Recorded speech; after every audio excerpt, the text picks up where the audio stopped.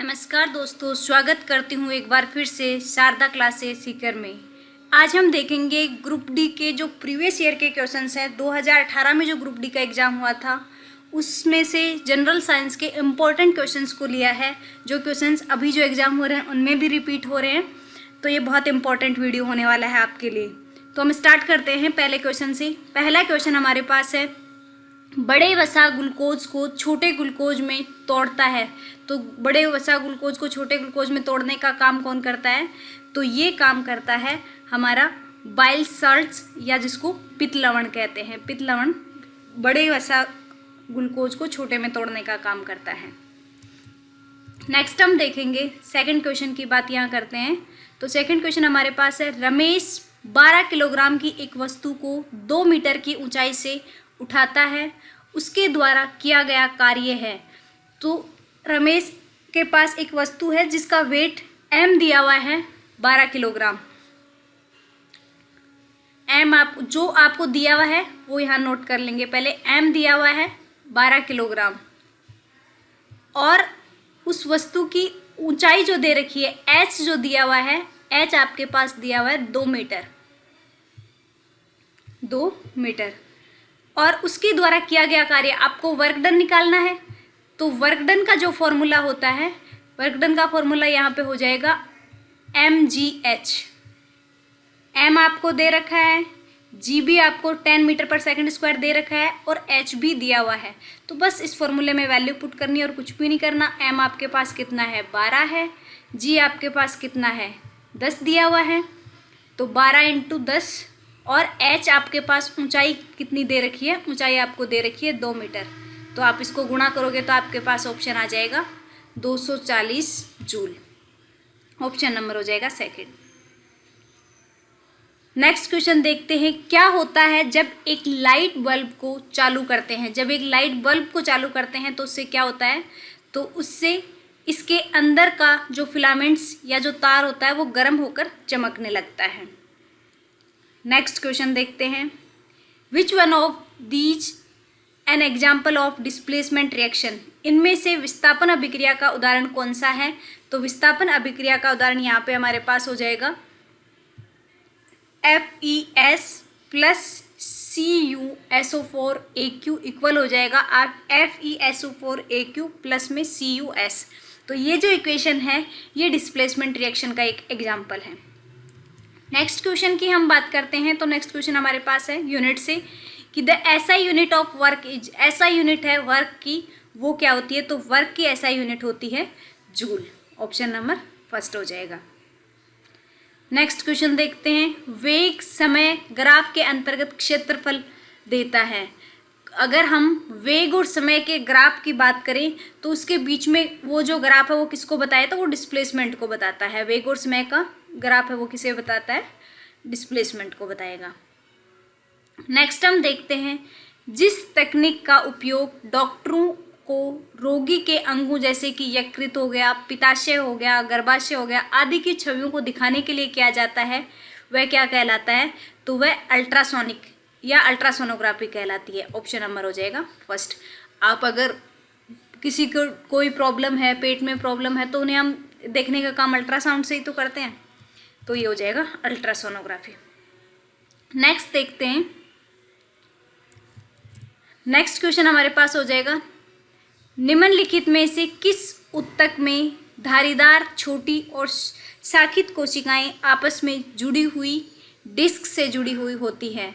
तो आप ये किस में होता है? तो ये होता है कार्डियक मांसपेशी ऊतक में या कार्डियस मस्कुलस टिश्यू में होता है। ऑप्शन नंबर हो जाएगा थर्ड। नेक्स्ट क्वेश्चन की बात करते हैं, choose incorrect one of alphabets. इनमें से हमें अल्फाहाइड के लिए इनमें से कौन सा सही नहीं है? तो हमारा जो ऑप्शन नंबर थर्ड है इसमें दिया हुआ हमारे पास मेथेनॉल, जबकि मेथेनॉल का ऑप्शन नहीं है, तो ये इक्वेशन नंबर थर्ड है वो इसका करेक्ट नहीं है। इसकी आपको PDF चाहिए हो तो PDF आपको Sharda classes Sikar Telegram channel पे मिल जाएगी। इसके अलावा भी ग्रुप डी से रिलेटेड जितने भी इम्पोर्टेंट PDFs हैं, इम्पोर्टेंट क्वेश्चंस हैं जिनकी मैं वीडियो नहीं बना पाती हूँ तब भी मैं नोट्स शेयर करती रहती हूँ, तो आप टेलीग्राम चैनल से ज़रूर जुड़ें जिससे आपको ये PDF मिलती रहेंगी। नेक्स्ट देखते हैं BTU is the measurement of BTU किसका मेजरमेंट है? तो BTU है वो हीट कंटेंट का मेजरमेंट है, गर्मी सामग्री का। नेक्स्ट देखते हैं निम्नलिखित में से कौन न्यूलैंड के अष्टक का एक उदाहरण है? न्यूलैंड अष्टक का कौन सा एग्जाम्पल है? तो लिथियम और सोडियम है, ये न्यूलैंड अष्टक के एग्जाम्पल हैं। नेक्स्ट देखेंगे बल की ऐसा यूनिट क्या होती है? तो बल की ऐसा यूनिट आपको पता है न्यूटन होती है।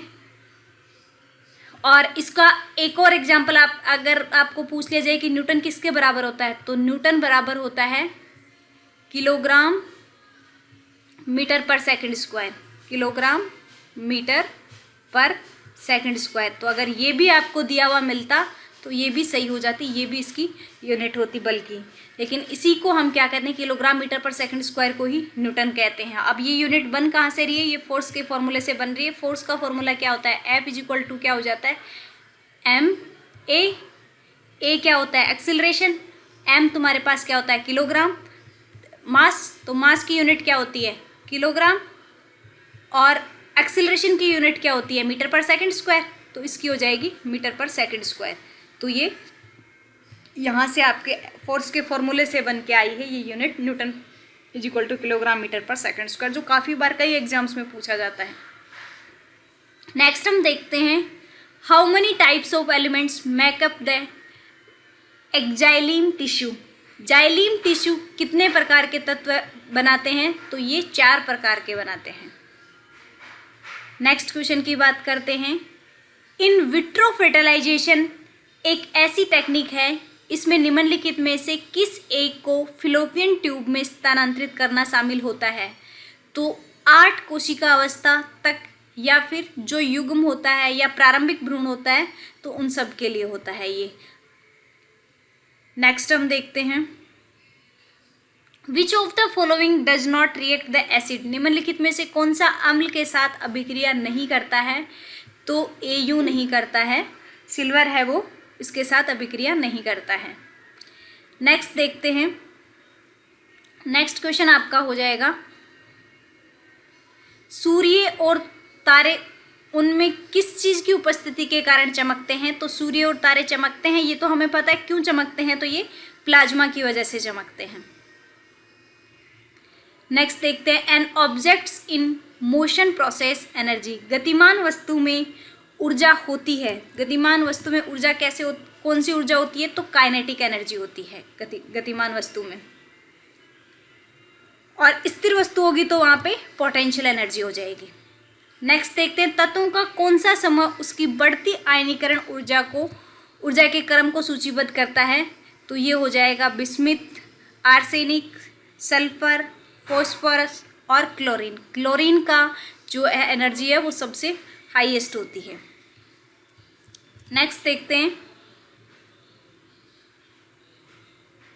जब अम्ल में क्षार मिलाया जाता है तो पानी और नमक बनते हैं, तो इस प्रक्रिया को क्या कहा जाता है? जब अम्ल में पानी और क्षार मिला दिया जाता है, अम्ल में क्षार मिला दिया जाता है तो पानी और नमक बन जाते हैं। ये जो प्रोसेस है नमक और पानी बनाने का, ये क्या कहलाता है? तो ये न्यूट्रलाइजेशन कहलाता है। नेक्स्ट देखते हैं क्वेश्चन नंबर 20 हमारे पास हो जाएगा यहाँ पे।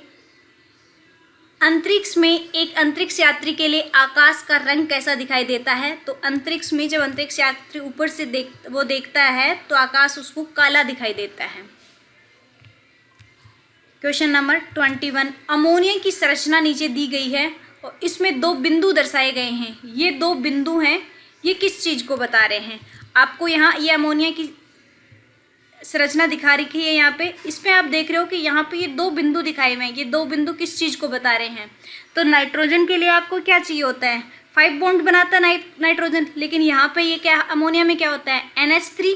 तो 3 हाइड्रोजन के साथ तो बॉन्ड बना चुका है, लेकिन 2 क्या है हमारे पास? खाली स्पेस रहा हुआ है, जिसको जो किसके लिए है? तो लॉन पेयर ऑफ इलेक्ट्रॉन्स, इलेक्ट्रॉनों का अकेला युग्म होता है, ये लॉन पेयर ऑफ इलेक्ट्रॉन्स होते हैं ये।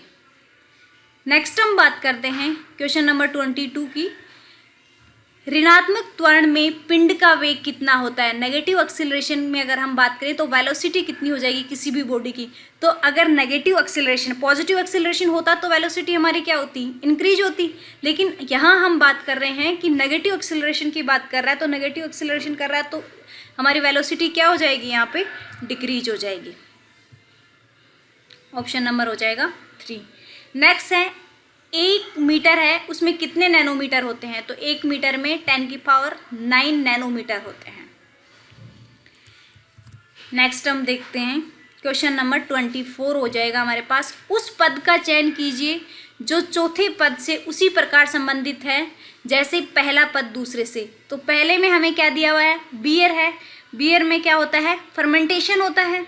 तो डीकम्पोजिशन किस में होता है, तो जैसे बियर में फर्मेंटेशन होता है उसी तरह से वर्मी कंपोस्ट होता है, उसमें क्या होता है, डीकम्पोजिशन होता है। नेक्स्ट क्वेश्चन नंबर 25 की बात करते हैं। किसी आवेश का एक बिंदु से दूसरे बिंदु तक ले जाने में किया गया कार्य 20 जूल है। यदि बिंदु के बीच संभावित अंतर है वो 10 वोल्ट हो तो आवेश कितना हो जाएगा। तो यहाँ आपके पास किया गया कार्य, वर्क डन आपको कितना दिया हुआ है, वर्क डन आपको दे रखा है 20 जूल, और इनके बीच का जो डिफरेंस दिया हुआ है वो आपको दिया हुआ है 12 वोल्ट। तो आवेश कितना हो जाएगा, आवेश पोटेंशियल डिफरेंस होता है वो किसके बराबर होता है,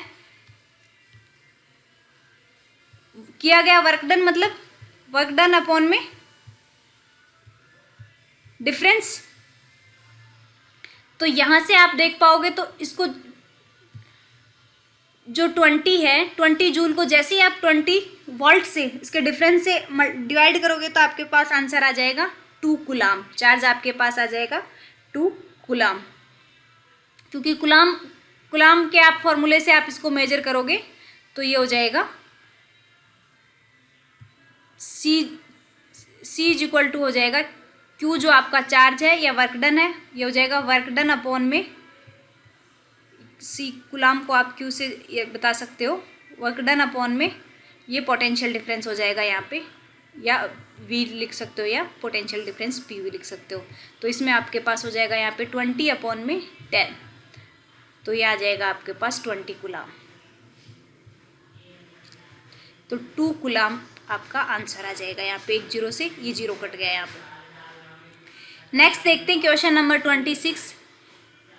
क्वेश्चन नंबर 26 में आपको क्या दिया है कि एक लड़का जिसका भार 50 किलोग्राम है 45 सीढ़ियाँ चढ़ता है 10 सेकंड में दौड़, और 45 सीढ़ियाँ वो 10 सेकंड में दौड़ता है, और प्रत्येक चरण मतलब एक सीढ़ी की ऊंचाई है वो 14 सेंटीमीटर दी हुई है।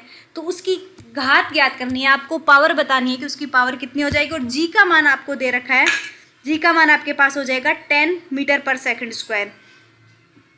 यहाँ आप इसको कर सकते हो, आपके पास दिया हुआ क्या है, मास दिया हुआ 50 किलोग्राम, और आपके पास पोटेंशियल एनर्जी कितनी, मास आपको दे रखा है 50 किलोग्राम। यहाँ से आप देखोगे तो मास आपके पास कितना हो गया 50 किलोग्राम, और कितनी सीढ़ियाँ चढ़ रहा है 45 सीढ़ियाँ चढ़ रहा है। आपको चाहिए एच कितना हो जाएगा, एक सीढ़ी की हाइट आपके पास है 14 सेंटीमीटर, और टोटल कितनी सीढ़ियाँ हैं 45 सीढ़ियाँ हैं। तो जैसे ही आप 45 को 14 से मल्टीप्लाई करोगे तो ये आपके पास आ जाएगा 630। अब ये आपके पास आया है सेंटीमीटर में, लेकिन आपको तो चाहिए मीटर में, तो आपको इसको मीटर में बदलोगे तो ये आपके पास हाइट कितनी आ जाएगी, हाइट आपके पास हो जाएगी 6.3, और जी आपके पास दे रखा है, जी कितना दिया हुआ है 10 मीटर पर सेकंड स्क्वायर। तो यहाँ से पोटेंशियल एनर्जी आपके पास आ जाएगी। तो पोटेंशियल एनर्जी का फॉर्मूला क्या हो जाएगा, पोटेंशियल एनर्जी का फॉर्मूला आपके पास, डायरेक्ट एनर्जी लिख लो आप यहाँ पे, मैं यहाँ बता देती हूँ कि डायरेक्ट एनर्जी का फॉर्मूला आपके पास यहाँ पे क्या हो जाएगा, mgh। m आपके पास कितना दिया हुआ था 50, g आपको कितना दे रखा है 10 दिया हुआ है already, 10 metre per second square, और h आपने मेजर कर लिया, h आपके पास हाइट कितनी आ गई 6.3 मीटर, क्योंकि मीटर में ही चाहिए थी हमें। आप इन टोटल को मल्टीप्लाई करोगे तो आपके पास ये कितना आ जाएगा, ये आ जाएगा 3150। ये आपके पास एनर्जी आ गई। अब आपको तो क्या चाहिए था, आपको पावर चाहिए थी। पावर निकालने का फॉर्मूला क्या हो जाएगा, पावर निकालने का फॉर्मूला हो जाएगा आपके पास potential energy divide by time. Time आपको कितना दिया हुआ था, इसने बता रखा था ना यहाँ पे कि 10 सेकंड में ये दौड़ता है। तो आप एनर्जी जो भी आई है, एनर्जी आई थी अपने पास 3150 रुपये। 3150 रुपये को आप डिवाइड करोगे, टाइम दिया हुआ है 10 से, तो ये एक जीरो से ये वाला जीरो गया, आंसर कितना आ गया आपके पास 315 वॉट। तो ये आ जाएगा 315 watt, option number B. Next हमारे पास हो जाएगा किसी धातु के पतले तारों में खींचे जाने वाली क्षमता को क्या कहते हैं।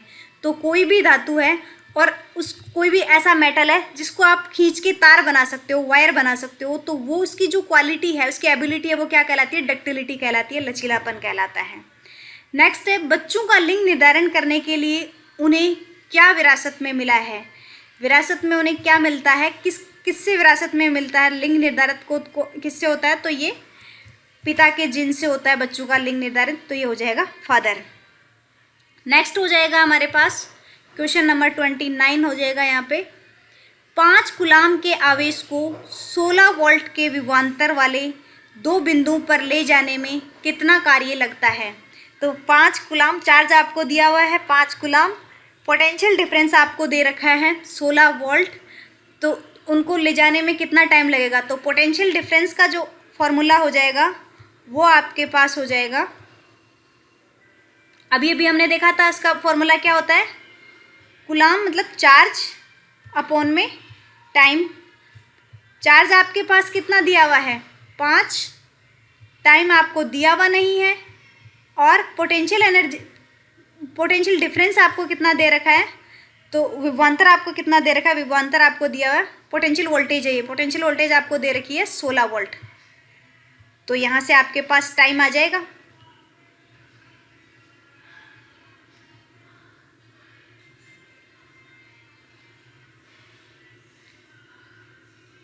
सॉरी, ये थोड़ा सा मिस्टेक हो गया है, इसको हम दोबारा से देखते हैं, फॉर्मूले में थोड़ा मिस्टेक हो गया। कूलाम इज इक्वल टू होता है पोटेंशियल डिफरेंस अपॉन में टाइम। हमारा जो फॉर्मूला होता है वो होता है चार्ज का, अगर हम फॉर्मूला देखेंगे तो कूलाम का फॉर्मूला हमारे पास होता है Q इज इक्वल टू होता है, अभी थोड़ी देर पहले हमने देखा भी था, फिर भी मिस्टेक हो गया, तो ये हो जाएगा हमारे पास कूलाम इज इक्वल टू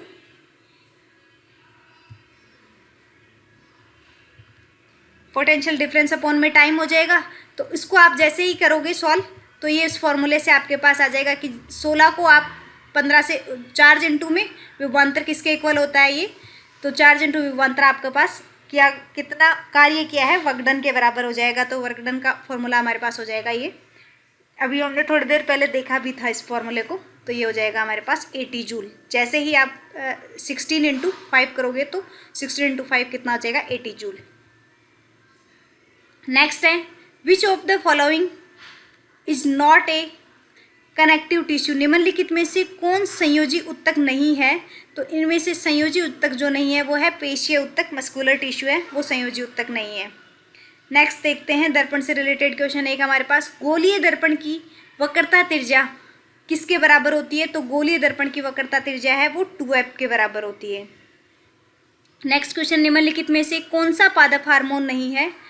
तो एड्रालाइन है, ये पादप हार्मोन में नहीं आता है, बाकी तीनों के तीनों ही पादप हार्मोन के एग्जाम्पल हैं। नेक्स्ट देखते हैं मेडलीफ अपनी तालिका में निम्नलिखित में से किस तत्व को सही स्थिति नहीं दे पाया था। तो मेडलीफ ने हाइड्रोजन को सही स्थिति नहीं दे पाया था, तो ऑप्शन नंबर हो जाएगा सी। आवर्त सारणी में कौन सा तत्व अधिकतम संख्या में यौगिक बनाता है। तो आवर्त सारणी में सबसे ज़्यादा जो यौगिक बनाने का काम करता है वो कार्बन करता है, तो ऑप्शन नंबर हो जाएगा डी कार्बन। नेक्स्ट है द्रव में सतह पर कणों का एक छोटा अंश किसकी वजह से होता है। तो अधिक एनर्जी की वजह से, मोर काइनेटिक एनर्जी ज़्यादा होने की वजह से हो जाता है। वसा और तेल किसके खराब होने किसके कारण खराब हो जाते हैं? वसा और तेल है वो खराब किसकी वजह से हो जाते हैं? तो ऑक्सीडेशन की वजह से हो जाते हैं, ऑक्सीकरण की वजह से खराब हो जाते हैं। नेक्स्ट क्वेश्चन देखते हैं। नेक्स्ट हमारे पास है मुंह के अन्न प्रणाली को अस्तर बी से ढके जाते हैं। तो ये किससे ढका जाता है? ये स्क्वेमस एपिथेलियम से होता है इसकी जगह।